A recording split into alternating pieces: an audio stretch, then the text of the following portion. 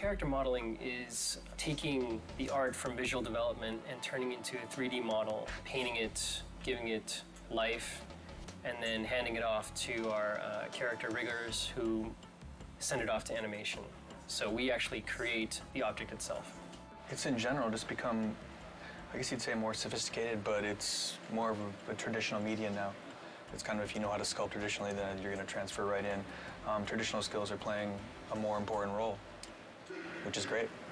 Do you feel that you've channeling the great masters of art history to help you achieve a new level? Raphael, you know, they speak to me. Really. One of the big things that I was looking forward to doing is nasty stuff like this, because before this, I had been doing more technical stuff, more like realistic humans. Doing realism is fun to a certain extent. It's more fun to do something that's slightly realistic. There's more artistic license as far as where you can go with it. With realism, there is no artistic license. Creature design is kind of the most exciting thing. Like Peter was saying, artistic freedom, and just you can do kind of whatever you want and you push things. I mean, that's what the great masters did, so it's just exciting to work on that kind of thing.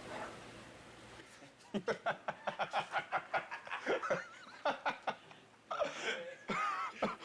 a big great master.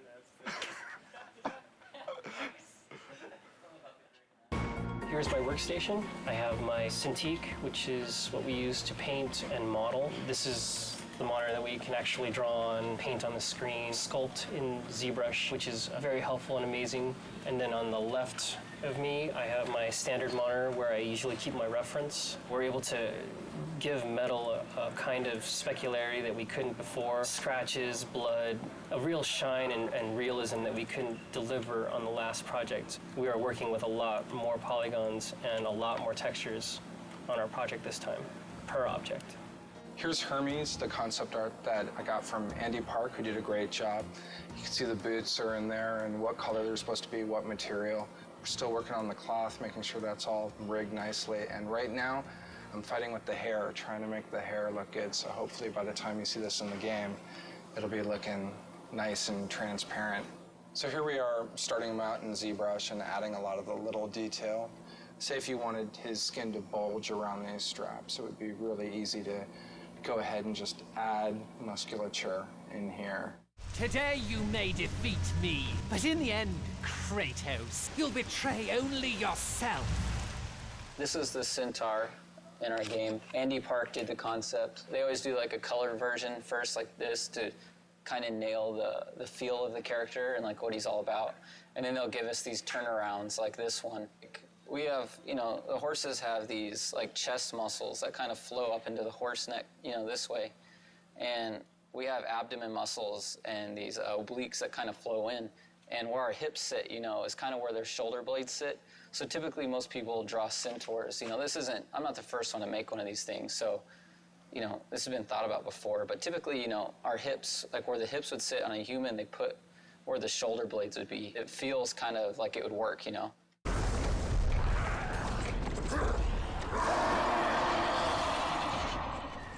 Kratos was created from scratch simply because we weren't sure where we wanted to go in the third game, if we were going to change him at all, or if we were going to maintain the PS2 silhouette and essentially the same exact character. We felt like it might be an opportunity to really make some changes to him, considering the level of fidelity and sophistication in what we could create now on the PS3. We started out way out there. 2.5 years later, we decided that he looks like the PS2 model. So we're back to where we started, but it's really coming together, and it's right for the game. Kratos is a very heroic, very stylized silhouette, a very thin waist, very broad shoulders. He has kind of a swimmer's build on steroids. He's 8.5 feet tall, and he has a head the size of a 4 foot tall person. His waist is probably thinner than all of our wives. He's a trippy looking guy, but he reads really well in the game. Basically what I'm working on now is we've got an upper body and a mesh that the art director, as well as the director, really like. So now it's a matter of creating a blend map, which is new technology for Sony Santa Monica, in that we can do expressions. Basically, I'm just creating the rage, sculpting him looking angry, and we'll be able to blend this new facial expression into the current model. So we can go from here to here. The satisfaction comes in seeing him in the game saying, wow, that's him. Only look, you can see his veins and you can see him breathing. And it looks better than the cinematics. That's kind of that's the satisfaction. Your son has returned. I bring the destruction of Olympus! Caden's crow in the opening cinematic flies down and ends up landing on this hapless victim. And as he's eating the guy, he rips the eyeball out of the socket. So it's especially like juicy and nasty. Later today, I'll be working on the vein that the eyeball's attached to. So maybe the crow can like wrestle the eye out and really get some good squirming going on in the audience sort of thing. The way it works is that you lay down your base color. For example, with this guy, you get like a good skin tone going. And then from there, you add additional details. Like with this guy, his main details are the cuts that he has and then the dirt that's added.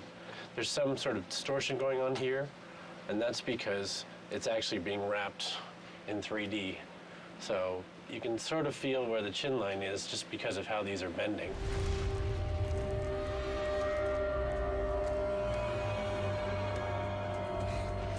This is Hercules, and he's wearing these cestises, and basically they're like these huge gauntlets. Just trying to get across the fact that he's kind of like this aged warlord. He's not a super fresh young guy, so he's got some fat to him and some history. He's basically Kratos' brother, so a lot of the visual elements that he has, I think, parallel what Kratos wears. The really fun stuff was sculpting his flesh and his muscles and whatnot. Like, this is a final concept image, but we take it a step further and put a level of polish on it that isn't there. Because once it's here, this is a beautiful painting, but once it goes in the game, it needs to be perfect at every angle. Every angle you look at it has to be a great piece of work. So it's you have to go in and you take this and you take everything a step further, and you know there can't be any mistakes. Call it my 13th and final labor. Soon I will become the god of war and claim the throne for myself.